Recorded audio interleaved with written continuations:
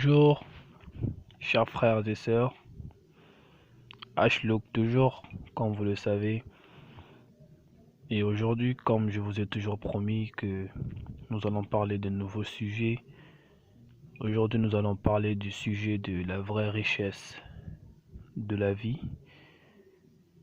Euh, Avant de commencer, je tiens à remercier tout ce monde qui m'a soutenu, qui m'a encouragé, qui m'ont conseillé, qui vraiment m'ont donné beaucoup d'idées pour améliorer le travail. Et il y en a d'autres qui m'ont posé des questions avant de commencer. Ils ont dit, on ne comprend rien chez toi. Tu fais des humours, tu prêches, tu parles d'islam, ou bien tu conseilles. Et je voulais répondre à ces gens-là. Tout ce que je fais n'a rien à voir avec la religion, l'humour, etc. Je ne fais que dire ce qui est normal. Si je vois la vérité sur la route, je ne dirais que cette vérité. Je suis un musulman, bien sûr, mais je ne peux que parler de la vérité. Et on sait tous que l'islam, c'est... Voilà quoi, c'est la vérité. Donc, je parle selon ce que je connais. Si je parle de quelque chose, je sais que j'ai cette connaissance. Si j'ai pas cette connaissance, je parlerai pas de ça. Donc, on va commencer. Voilà, merci beaucoup. Et soyez attentifs. Nous allons essayer de parler de la vraie richesse de la vie. La vraie richesse de la vie, c'est quoi? Ouais, vous vous demandez. Ouais, la vraie richesse de la vie, c'est de l'argent. C'est ce que beaucoup vont se dire. Non, mais c'est pas l'argent. C'est pas la richesse. Selon moi, l'argent, c'est juste de la thune. C'est de l'argent. C'est la fortune, comme je l'ai dit. Les biens matériels, etc. ne peut jamais te rendre heureux dans la vie. Il ne suffit pas d'être riche. Non. Et il ne suffit pas aussi d'être pauvre. Ça ne suffit pas aussi, toujours. Parce que il y a quelqu'un, quand je lui ai parlé de ce sujet, il m'a dit, tu te rends compte de ce que tu dis? Tu parles juste dans le néant, juste pour le plaisir de parler. Lukman, dis-moi, si l'argent ne fait pas le bonheur, explique-moi. Je lui ai dit oui. Et bah la pauvreté aussi ne fait pas le bonheur non plus. Et là je dis que tu sais pourquoi l'argent ne fait pas le bonheur? Il m'a dit de toute façon, il suffit qu'un riche me donne son argent et comme ça il pourra être heureux enfin. Je lui ai répondu MDR, même avec tous les biens du monde, tu seras toujours pauvre de vie parce que tu ne réfléchis pas. Excusez-moi. Et cette vraie richesse de vie, ce n'est rien d'autre que la paix intérieure. C'est la paix intérieure qui est la vraie richesse de la vie. On ne peut pas avoir la paix intérieure avec de la thune, ni même avec les actes. C'est ton cœur, parce que c'est pas ton argent qui peut l'acheter.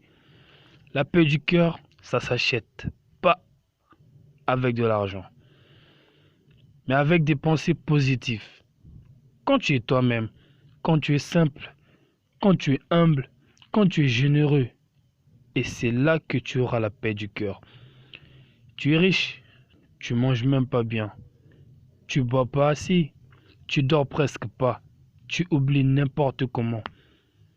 Tu as toujours des soucis, mais pourtant tu es riche. Mais je pense que ta fortune, c'est pas ça qui pouvait faire ton bonheur. L'argent, c'est bon de l'avoir, mais c'est pas ça la vraie richesse de la vie. La richesse de la vie, ce n'est rien d'autre que la paix du cœur. Penses-tu avoir la paix du cœur si tu ne retournes jamais en arrière? Vas-y, retourne dans ton passé. Regarde à combien de gens t'as fait du mal. À combien de personnes à combien de personnes tu as commis du tort. À combien de personnes tu as chagriné. En fait, combien de personnes tu as chagriné. Et tant que ces gens-là t'aurai pas pardonné, sache que la roue tourne. Vous allez toujours vous rencontrer. Tu as triché combien de fois pour être là aujourd'hui, toi riche? Combien de fois tu as fait du mal pour arriver ici? Aujourd'hui, toi riche, en fait, c'est toi le seul qui connaît avec ton Dieu.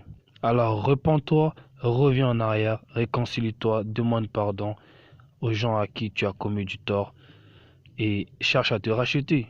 Et je pense qu'avec ça, en fait, tu auras la paix du cœur. Et de nos jours, demander pardon, c'est devenu un truc difficile pour les gens. Et c'est là une vraie richesse de la vie, et pourtant. Et quant aux pauvres, non plus, n'aurait jamais la paix du cœur tant qu'il ne serait pas sa place dans la société. C'est-à-dire qu'il doit savoir ce qui lui concerne ou pas. Un pauvre avec plein d'orgueil, avec tant de haine, tant d'égoïsme, un pauvre qui n'a pas l'amour du prochain. Alors comment pourrait-elle s'enrichir avec telle négativité? Avec de telles négativités, il y a une étude qui prétendait prouver que les pauvres sont les plus généreux. Mais, selon moi, pas les pauvres de nos jours quand même. Aujourd'hui, le pauvre est devenu plus optimiste que le riche. Tu t'imagines, tu as 150 francs avec toi, tu es cuisinière chez un riche et tu as besoin des allumettes qui coûtent que 25 francs. Mais tu penses que si tu dépenses tes 150 francs pour appeler le patron et lui dire d'acheter les allumettes qui coûtent que 25 francs, donc tu as fait quelque chose, tu es égoïste. Tu ne veux pas dépenser parce que tu penses que le patron il a beaucoup d'argent, tu ne peux rien dépenser pour lui. Mais c'est ton travail. Si tu le fais, ça fait quoi? Ce que tu fais, on te fera. Si tu fais du bien, on te fera du bien. Quand tu fais du bien, ne fais pas ça pour les gens, fais ça pour Dieu. Il sait comment te récompenser, c'est lui qui voit. Est-ce que vous comprenez un peu? Tu pensais être maligne, mais je te jure, t'es idiote. Tu n'as rien fait de logique.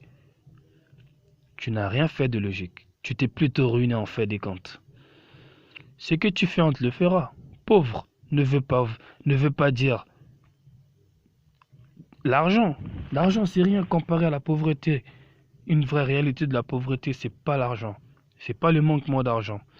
Pauvre ne veut pas voir son ami pauvre aujourd'hui. Un pauvre ne veut pas voir son prochain bien habillé ou avec des matériels nécessiteux, etc. Le pauvre ne veut pas avancer, mais ne laisse pas aussi quelqu'un passer. C'est quoi tout ça? Je pensais que l'union faisait la force. Regarde un peu les riches. Ils s'habillent simple, mais c'est toujours nous les pauvres, on veut compliquer les sapes.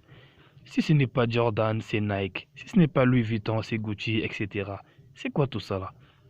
Essayez un peu d'être riche dans vos cœurs et vous verrez, tout sera facile devant vous. Un riche, lui, il a un téléphone par rapport à ses besoins. Mais le pauvre, lui, il se cherche un téléphone qui est peut-être le triple de son salaire. Il n'achète pas le téléphone pour ses besoins, mais pour que les gens lui voient. Et il veut avoir la classe avec ce téléphone. Je jure, tu resterais pauvre tant que ton cœur et tes pensées seront toujours négatifs. Alors, le sujet d'aujourd'hui, c'était ça, courtement. Et comme on le dit toujours, n'oubliez toujours pas à partager au maximum. Quand vous avez des sujets sur lesquels vous voulez qu'on parle et éclaircir, écrivez-moi toujours sur mon numéro, le 06 930 56 65, c'est le numéro de mon WhatsApp. Et quant à mon nom, en fait, mon pseudo YouTube, c'est le Hlook Chapeau, comme vous le savez toujours. Alors, chapeau.